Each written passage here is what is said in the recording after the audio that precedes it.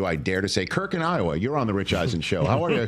What's up, Coach? I'm good, Rich. How about yourself? Good to see you. Pardon me. I'll give you the proper introduction now. 27th year as the head coach of Iowa football.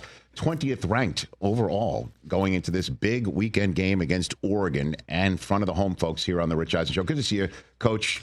What's going through your mind before this big game? I know you've been there and done that, but this is a monster game for you and your program in 2025 here, Coach. Yeah, it's always exciting. Certainly, it's a really intriguing matchup.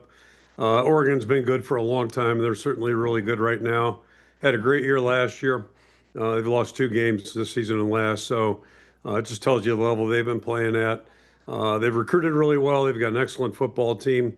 A lot of new faces, but they're all playing well. And you get to November, but everybody's experienced. They've got a good mix of young guys that have really given them some octane. And it's going to be a big challenge. But that's I think our team's done their part. They've gotten better each and every week.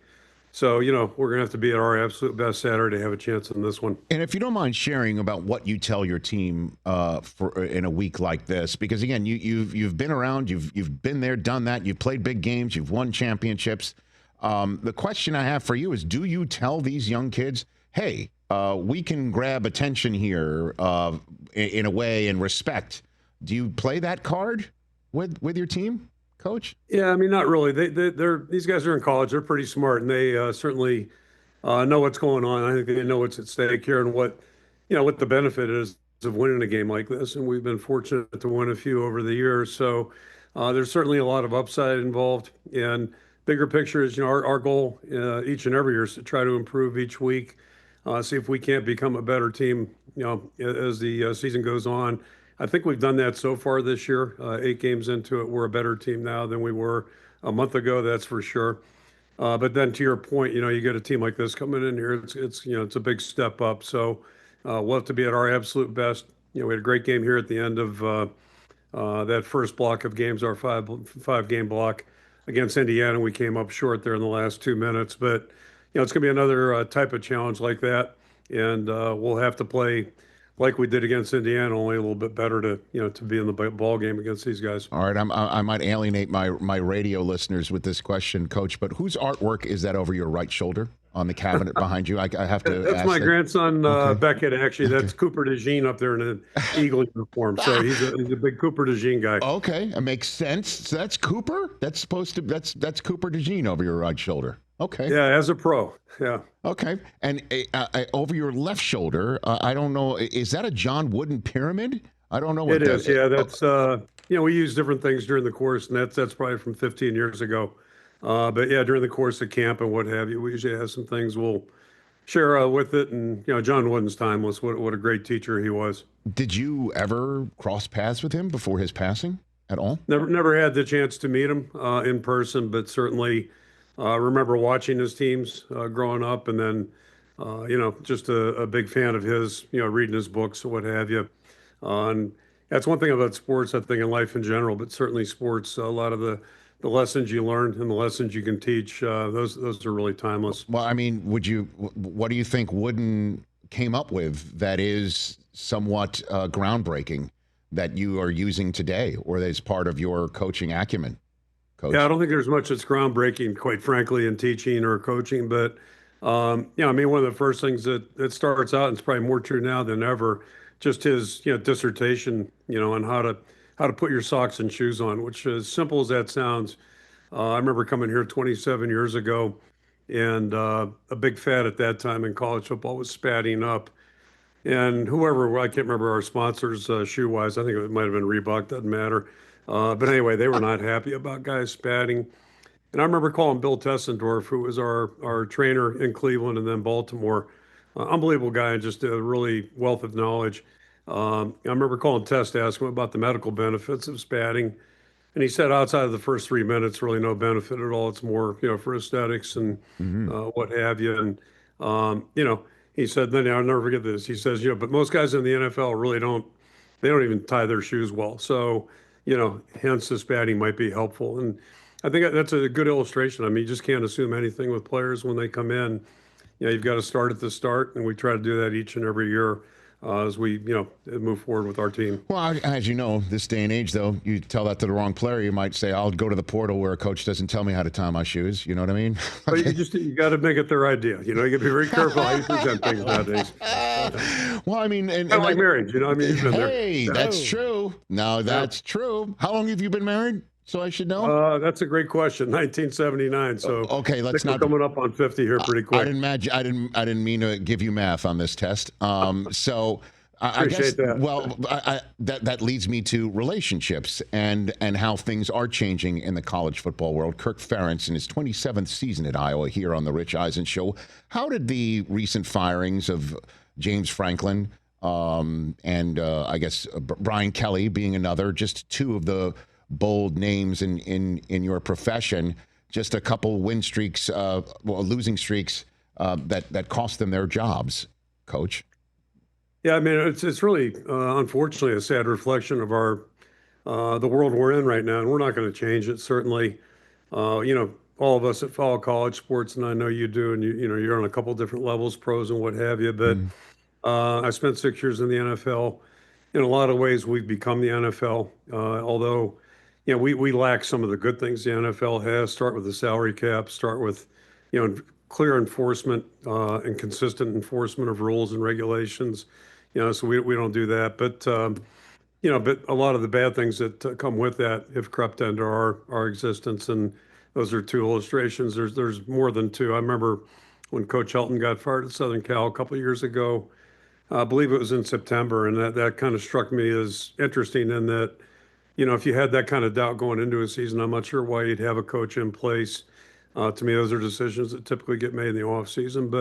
And again, there may have been something under the surface on any of these decisions that, we're not knowledgeable of. But I think it's a really clear message right now for everybody involved in this is you better win, and you better win now, at least at most places. And I've referenced this a million times. I grew up in Pittsburgh. And I'm kind of a simple-minded person, I guess. I just look at the basics, and Steelers have been pretty successful for a long time. They've had three coaches since 1969 when Chuck Noll got hired, and I think the impressive thing about that is that their leadership has changed. Obviously, Art Rooney Sr. is no longer alive or running the organization, but despite who's been making the decisions within the Steelers, they've remained true to their philosophy. And outsider looking in, it just seems like. When they run into issues, they don't have a season maybe that lives up to their expectations. They don't panic. They address things and they try to solve problems instead of, just cleaning house. And there's a lot of ways to approach things. I'm not being judgmental, but I guess my lean would be towards that solution. I think that makes more sense, and typically is the best thing for long-term success. But nobody's really thinking about long-term stuff right now. That's not a real popular mode of thinking. Well, it just seems that it's a little bit, for the lack of a better phrase, Coach, off the rails when a governor of a state says something that leads to a change in an athletic department, and that is born out of a coach being fired potentially because of a tweet that was sent out from the governor's office, and that's just one situation. So I guess my question to you is, what would the fix be? I know you just mentioned how the Steelers run their organization. That's even an outlier in the NFL. Forget about college football as well. And certainly what's going on with you in Iowa is an outlier in college football as well, with 27 years and counting. So what would you say? That's kind of sad. I've got three counsel? kids in the profession, and I worry about that. Three of my sons our boys are all coaching, and I do worry about that. So it's just, there's different ways to look at everything. And I think you touched on something. I think it's really important, and I've noticed that in coaching.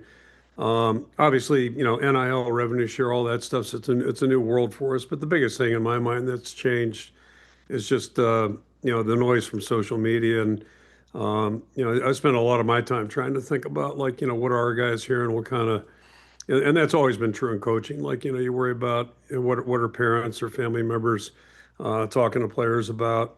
In the old days, it used to be you had to go to a bar, tavern, or a barber shop to, hear all the chatter and, what's wrong in the world, all that stuff. And now, it's accessible to everybody. So it's just a different environment than it used to be that way.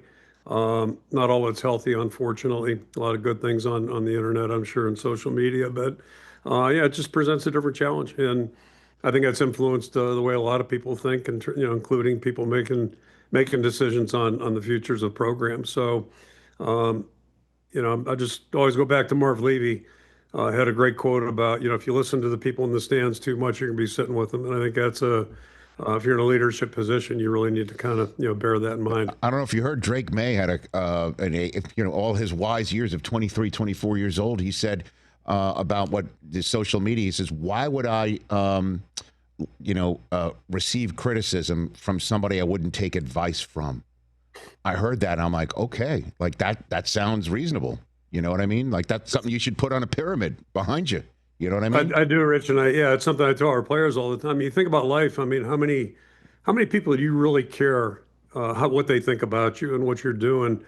And fortunately, I think most of us have some people in our life, whether it's parents, mentors, et cetera, that mean a lot to us, and they're, how they view us and how they view the decisions we make. That is important, and but they're not on social media typically. So I've never understood why anybody would even care what somebody you don't know, you've never met, thinks about you, or that type of thing. So, but in the world we're living in right now, it's a pretty powerful pull, and I think you just got to try to be as proactive as you possibly can with the people you work with and the people you care about.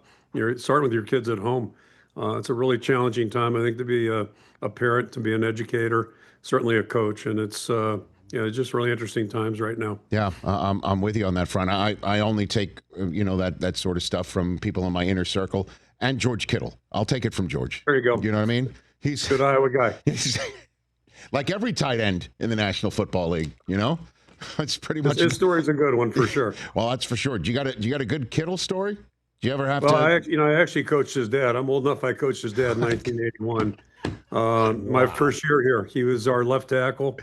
Captain on the team that went from after 19 straight losing seasons. Yeah, for Big Ten champions that year, and Bruce was a big part of that. Great football player. But the real reason we offered George was because Bruce's wife Jan was a phenomenal athlete, phenomenal basketball player at Drake, and her and her sister Barb just beat the heck out of Bruce and I once in a 2-on-2 game.